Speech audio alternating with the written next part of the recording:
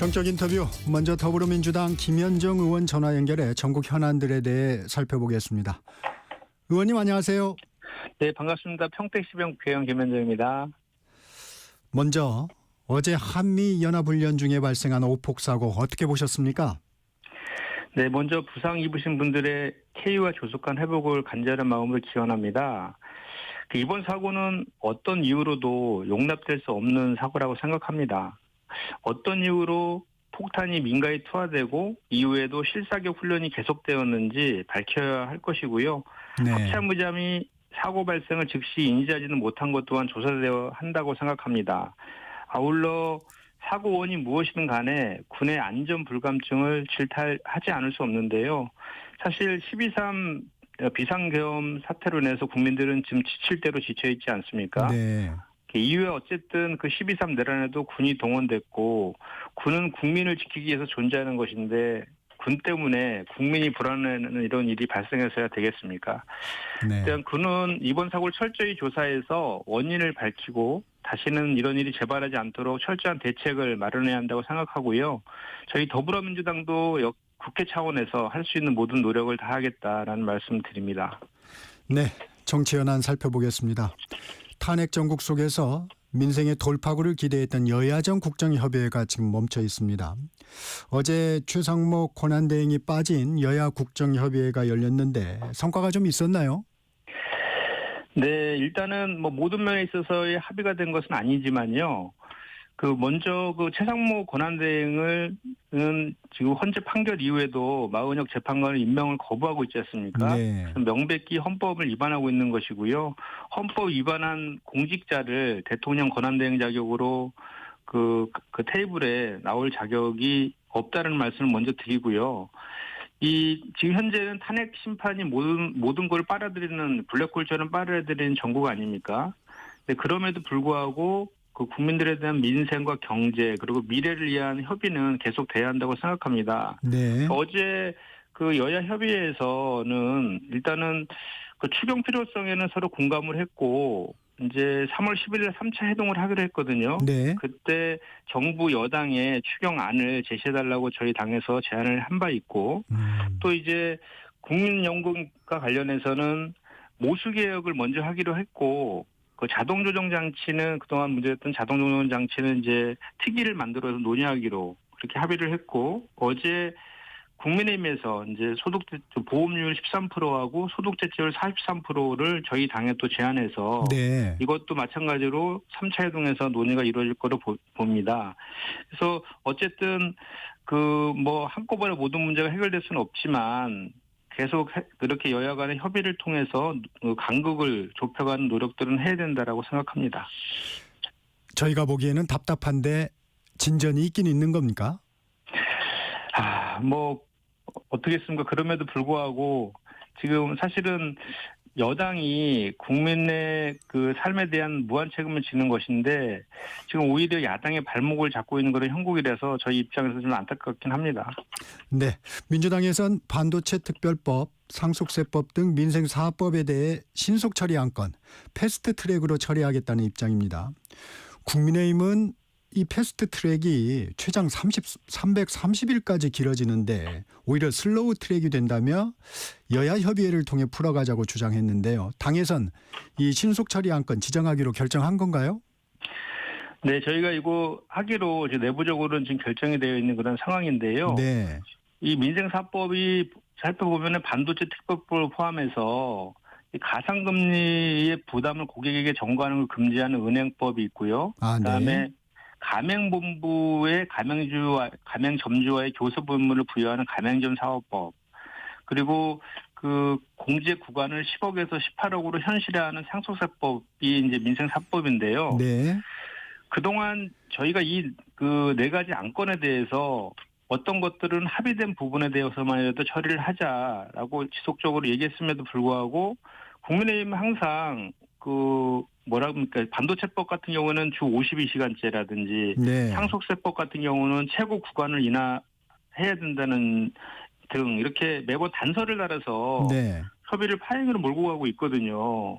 그래서 부득이하게 저희 특히나 이제 이 그 민생 사법 같은 경우에는 그 상임위원장이 모두 여당에서 맡고 있어요.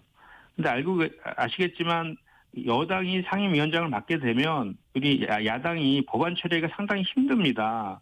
그런 것을 이용해서 계속해서 협조를 하지 않고 있는 그런 상황이라서 부득이하게 저희가 신속 처리 안건으로 지정할 수밖에 없다라는 말씀을 드리고, 국민의힘에서도 이렇게 계속 그 뭐 슬로우 트랙 그렇게 운운하기보다는 진정성을 가지고 협상에 나서면 될 일이다, 저는 그렇게 생각합니다. 네, 몇 가지 좀 구체적으로 짚어보고 넘어가겠습니다. 반도체 특별법 쟁점, 그 주 52시간 예외 적용 부분과 관련해서 한국경제인협회는 대타협을 요구했는데 이재명 대표는 특별 연장 근로와 같은 제도 내에서 해결할 수 있다는 입장으로 선회한 거죠. 일단은 저희 입장에서는 그게 합의가 되지 않으니까 일단 반도체 특별법의 핵심은 반도체 산업을 육성하고 지원하는 것 아니겠습니까? 네. 그렇게 먼저 민주당에서 법안을 냈는데 그 이후에 이제 국힘에서 주 52시간 제한을 걷다가 포함해갖고 내는 바람에 이게 지금 그동안 협의하다가 주 52시간제를 반영하지 않으면 법안에 동의할 수 없다라고 국민의힘에서 나오는 바람에 이게 지금 틀어진 거거든요. 네. 그럼 그렇다라고 하면 그 더불어민주당 입장에서는 일단 합의된 부분이라도 통과를 해서 그 처리를 하고, 그다음에 주 52시간제 같은 경우에는 사실 지금 현재 그 군기법에 보더라도 다양한 형태의 유연근무제라든지 탄력근무제라든지, 그리고 또 노동부 장관의 허락을 득하면 특별연장 근로를 할 수 있는 제도들이 있거든요. 네. 그 제도들을 통해서 일단 그 하자라는 거고, 만약에 더 그 주 50시간제에 대한 그 개정이 필요하다고 하면 이 상임위인, 그 노동시간에 대한 상임위인 한노위에서 논의하자라는 게 저희 당의 입장인 것이죠. 네. 상속세법 개정 관련해서도 그 쟁점이 이제 최고세율 인하인데 민주당은 초부자 감세라는 입장입니다. 근데 여론조사를 보면 그리 민주당의 입장에 우호적인 것 같지는 않습니다. 어떻게 보십니까? 이것도 내용을 살펴보면 네.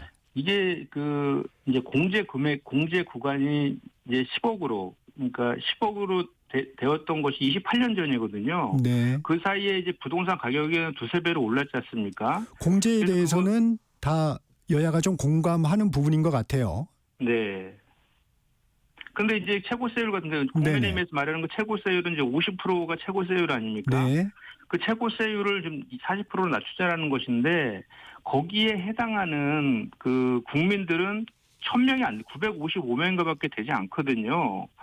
그러니까 저희가 봤을 때는 그렇게 그 아주 극소수의 사람과 혜택을 주는 그것보다는 많은 사람들이 혜택을 볼 수 있는, 이렇게 그 공제 금액을 늘리면은 대충 한 80만 가구 정도가 혜택을 본다고 하거든요, 전국적으로. 네. 그러니까 전국 많이 이렇게 혜택을 보는 것을 고치는 것이 옳지 않느냐라는 게 저희 당의 입장입니다. 네. 주제를 좀 바꿔보겠습니다. 건설업체 삼부토건의 100억 원대 주가 조작 의혹, 상설특검을 추진하겠다는 입장이죠? 네, 이거는 일단은 금감원이 그동안 그 너무 오랫동안 이걸 제대로 조사해서 그 검찰에 그 수사를 해야 됨에도 불구하고 네. 아직도 하지 않고 있는 것에 대해서 먼저 비판을 하지 않을 수 없고요. 지금이라도 금감원은 즉각적으로 검찰의 수사를 의뢰해야 된다고 생각합니다. 만약에 그렇게 수사를 의뢰하지 않는다고 하면 더 우리 민주당 입장에서는 이 그 금감원의 이런 조사 지원 관련 부분도 포함해서 김건희 상설특검을 발의할 예정으로 있다, 이렇게 말씀드립니다. 이 부분이 윤 대통령과 이제 김건희 여사 개입 의혹이 있다. 이 부분을 민주당에서 꾸준히 주장해 왔죠. 네, 맞습니다. 이게 이제 이런 내용 아닙니까? 이게 그 2024년 5월 16일 날 그 멋진 해병이라는 단톡방에서 그 내일 3부 체크하고 라는 그 이제 카톡이 뜨는 이후에 그 2달 사이에 7월 17일까지 무려 주가가 5배 상승했던 그런 내용이고, 그 내일 3부 체크하고라고 그 적었던 사람이 누구냐면 바로 도이치모터스 주가 조작의 공범이자 김건희 여사의 계좌 관리인이었던 이종우 대표였거든요. 네. 근데 이게 이 제가 정무위 소속인데 네. 이게 딱 보다 전형적인 주가 조작 패턴이거든요. 이것이 급등한 것이. 그래서 작년 7월 달에 그 현안 질의를 통해서 그 거래소에서 이상징후 심리, 주가 조작에 대한 이상징후 심리를 촉구한 바 있거든요. 그래서 이제 금융감독원이 한국거래소로부터 두 달 뒤인 24년 9월 달에 이상징후 심리 보고를 받았습니다. 네. 그러면 그 9월부터 벌써 반년이 넘었는데 아무런 조치도 취하지 않고 붙잡아 둔 것이죠. 이것에 대해서 저희가 봤을 때는 주가 조작의 배후에 윤석열과 김건희 여사가 있기 때문이 아닌가라는 의혹을 그런 문제를 지적을 하지 않을 수가 없고, 네. 특히나 금융감독원 원장이 친윤 검사로 그 최초의 검사 출신 금감원장인 이복현 원장 아닙니까? 그렇기 때문에 그런 의혹을 더 저희가 제기했던 것이고요. 이 건은 정말로 그 우크라의 재건 사업을 미끼로 해서 주가 조작을 한 거예요. 그래서 오히려 도이치모터스 주가 조작보다도 대통령의 권한을 이용한 것이기 때문에 대단히 더 악질적인 그 범죄 혐의가 있는 것입니다. 네. 그 내용을 좀 간단히 보면 이런 거거든요. 이게 그 이제 삼부토건 같은 경우는 해외 사업에서도 철수하겠다고 공시까지 했어요. 그런 삼부토건이 갑자기 우크라의 재건 포럼에 참여했습니다. 이것도 대단히 이례적인데 그 포럼 직전에 국토부 1차관과 면담까지 했습니다. 결국은 주가 조작에 정부가 직접 가담했는지를 철저히 좀 규명해야 된다고 저는 생각하고요. 그리고 덧붙여서 지난 그 국정감사와 현안 질의 때 네. 국민의힘 모 의원이 이게 무슨 그 내일 3부 체크하고를 가지고 골프 3부라고 우긴 거 기억나시죠? 국회를 막 기고 콘서트로 만들었는데 지금 이게 주가 조작 혐의가 밝혀지기 때문에 국민의힘들이 국민 앞에 사과해야 되지 않을까라고 생각합니다. 상법 개정안도 좀 살펴보겠습니다. 상법 개정안 그 13일에 본회의에서 처리하실 계획인가요? 네, 일단은 지난번에 저희가 그 본회의에 상정됐음에도 불구하고 국회의장께서 좀 더 숙고해보라 이렇게 하면서 다음 본회의에는 처리하겠다라고 했기 때문에 네. 다음 주 목요일 열리는 14일 본회의에 처리할 계획입니다. 국민의힘은 반발하고 있는데 이 법안으로 어떤 효과를 기대하십니까? 일단은 이게 상법 개정안의 주요 이제 내용을 보면 그 이사의 충실 의무를 회사 및 주주로 확대하는 내용이거든요. 그랬죠. 주요 내용이. 네.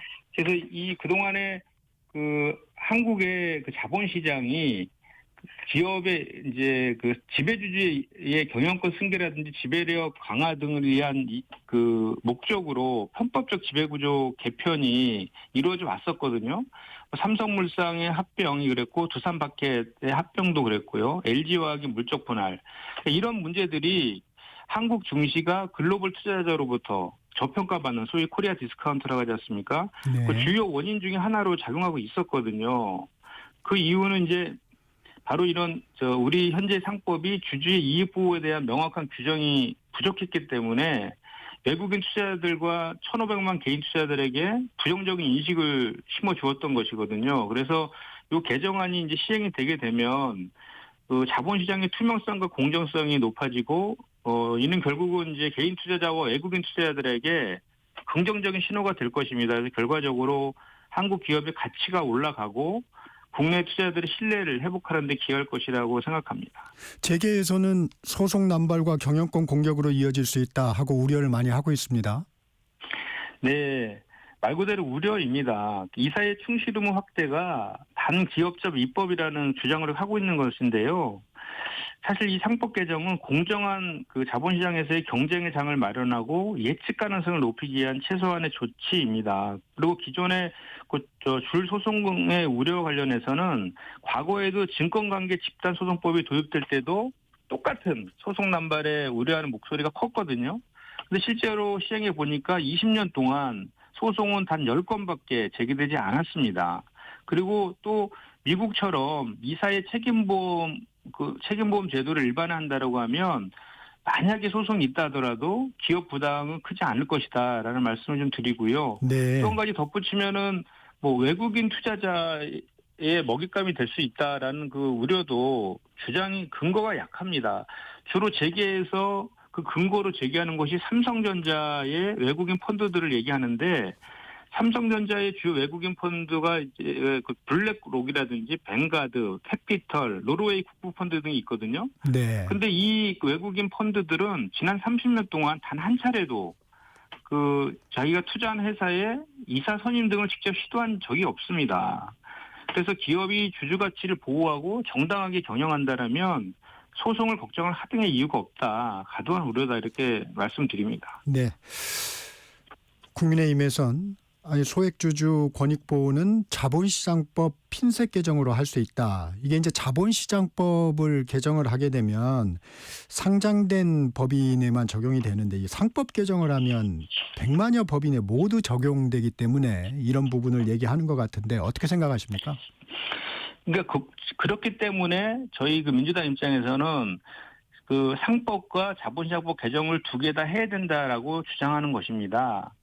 사실 이 자본시장법 개정과 관련해서도 처음에 이 소위 두산박해 방지법이라 해서 그 문제를 처음으로 제기했던 게 본 의원이었거든요. 네. 그럴 때는 처음에는 자본시장법 개정도 되게 그 부정적으로 얘기했었거든요.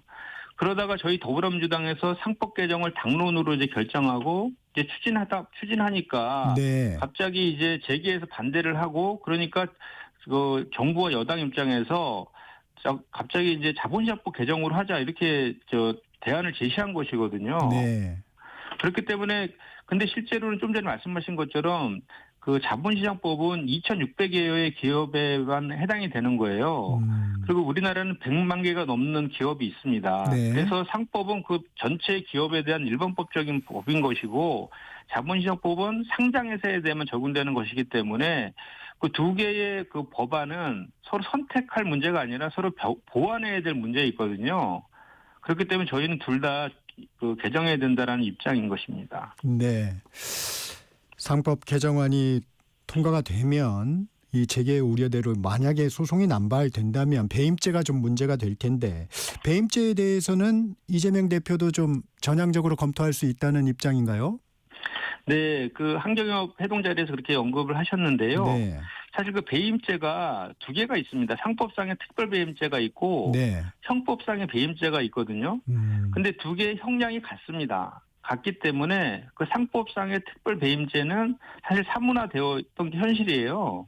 그래서 그 이재명 대표의 말씀은 상법상의 특별 배임죄는 폐지하고 그리고 형법상의 배임죄에 독일처럼 그 경영 판단에 대한 면책 조항을 두자는 취지로 말씀하신 듯합니다. 네. 지금도 사실은 그 경영상의 판단의 경우에는 배임죄로 처벌되지 않는 게 판례이거든요.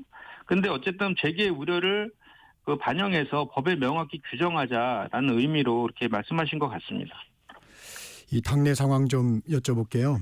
이재명 대표 유튜브 방송에 출연해서 2023년이죠. 자신의 체포동의안이 국회에서 통과될 때 당 일부가 검찰과 짠짓이다. 이렇게 발언을 해서 비명계의 반발을 사고 있습니다. 비명계 원외 모임인 초일회는 앞에서 웃고 뒤에서 칼을 꽂는 격이다. 이렇게 격앙된 반응인데 이재명 대표 왜 통합 행보가 무색해지는 발언했을까요? 일단은 그 당시 상황이 그 윤석열 정치검찰의 표적 수사가 극심했던 때라서 저희 당 입장에서는 그때 뭐 긴급 의총도 열고 또 중앙위원회도 열어서 이 체포동의안은 대단히 부당하다라고 해서 부결시켜야 된다라는 결의까지 한 상태였고 네. 그리고 또 이재명 대표도 오랜 기간 동안 단식도 하고 있었던 그런 상황 아니었습니까? 그런 상황에서 뭔가 이렇게 의도된 집단 찬성표가 나왔던 것이죠. 그런 이야기를 하는 과정에서 그 신경을 얘기하다가 나온 것인데 좀 아쉬운 측면은 있습니다. 그렇지만 오히려 네. 그런 것들을 그 시간이 지나서 이렇게 얘기할 수 있는 것들은 얘기한다는 것은 그 문제에 대해서는 어느 정도 본인 같은 경우는 그런 건 있었지만 지금은 그게 크게 문제되지 않는다라는 생각에서 했을 가능성이 있다라고 저는 좀 해석을 하고 싶습니다. 네. 시기적으로 좀 아쉽다는 얘기인가요? 아쉬운 부분은 어떤 부분인가요? 아무래도 지금 그 초일회라든지 이런 데서 벌써 이렇게 반박하는 그런 그 입장들이 나오고 있지 않습니까? 네. 그런 측면에서 이재명 대표가 어떤 의도를 가지고 했든 간에 그것이 어쨌든 지금 당내 통합에 있어서 일정 부분 좀 비판 목소리가 나오는 것은 좀 아쉬웠다 이런 차원에서 말씀드렸습니다. 네. 이 조기 대선을 가정한 것인데요. 당내 비명계를 중심으로 오픈 프라이머리 도입에 찬성 입장이 나오고 있습니다. 조국 혁신당은 전 야당이 함께하는 완전 국민 경선을 제안했는데 어떻게 생각하십니까? 일단은 지금 윤석열 대통령에 대한 탄핵 심판이 진행 중이잖아요. 네. 그래서 일단은 내란을 종식하고 파면이 될 때까지는 거기에 우리 당에 저거를 전력을 좀 집중할 필요가 있다라는 생각이 좀 들고요. 네. 그리고 이제 사실 지금 야 5당에서 원탁회의를 만들어서 야권 연대를 지금 이미 이제 시작한 바가 있지 않습니까? 네. 저도 원탁회의를 제가 지금 당의 대협력위원장으로서 참여를 하고 있는데. 아, 그렇군요. 네. 네, 거기에서도 마찬가지로 이제 각 당의 입장들이 좀 틀립니다. 그런데 이제 아직은 이제 조국 혁신당에서도 오픈 프라이머리를 제시하고 있고 또 광장 경선을 또 얘기하시는 분도 있고 또 후보 단일화를 얘기하시는 분들도 있는데. 아, 네. 지금 저희 당의 입장은 아직 확정은 한 적은 없어요. 네. 다만 저희가 과거에 노무현 전 대통령이라든지 2016년대 문재인 전 대통령 같은 경우에는 국민 경선을 통해서 후보를 선출한 바가 있거든요. 그래서 네. 우리 당은 전통적으로 국민의 의사를 반영하는 그런 거를 중요하게 생각하는 정당이기 때문에 아마 그런 식의 국민이 참여하는 방식에 통해서 후보를 선출하는 과정은 있을 것 같은데 오픈 프라이머리라든지 또 이렇게 광장 경선이라든지 이런 것들은 이것이 법적으로 가능한 것인지도 좀 검토를 해야 될 것이고 그래서 야당들이 제시하는 그런 내용들이 구체적으로 어떤 것인지 저희가 좀 살펴보고 논의를 해봐야 될 것이다라고 생각합니다. 네. 이재명 대표의 한국판 엔비디아 지분 공유론 이 논란이 한창인데 국민의힘에서는 환상이다, 사회주의적 발언이다 이렇게 비판하는 것에 대해서는 어떻게 생각하세요? 그러니까 지금 세계적인 추세인 국부 펀드를 통한 미래 성장 산업에 대한 투자, 이 산업 정책에 대한 몰 이해에서 나온 야당에 대한 이제 무조건 비판하는 이재명 때리기를 하는 국민의힘의 잘못된 네. 그런 행태다라고 비판하지 않을 수가 없습니다. 지금 다들 아시겠지만 이제 미래 성장 논력, 그러니까 인공지능이라든지 반도체나 바이오 같은 경우에는 투자할 때 상당한 금액이 많이 들잖아요. 네. 그렇기 때문에 이것을 민간 기업에게 온전히 맡겨둘 수도 없는 문제이고 또 재정으로만 하기에는 너무나 금액이 크기 때문에 마무리해 주시고요. 예, 국부펀드나 국민 펀드를 통해서 거기에다 미래성장 산업에 투자를 해서 그 성과를 국민들 같이 나누자는 취지이기 때문에 이것은 미국이라든지 유럽이라든지 아시아에서 이미 표준화된 그런 투자이거든요. 네. 그래서 이것은 오히려 장려해야 될 문제지 이걸 비판하면서 할 것은 아니다라고 생각합니다. 네, 지금까지 더불어민주당 김현정 의원이었습니다. 고맙습니다. 네, 감사합니다. 정격시사 1부 여기서 마칩니다. 2부로 돌아옵니다.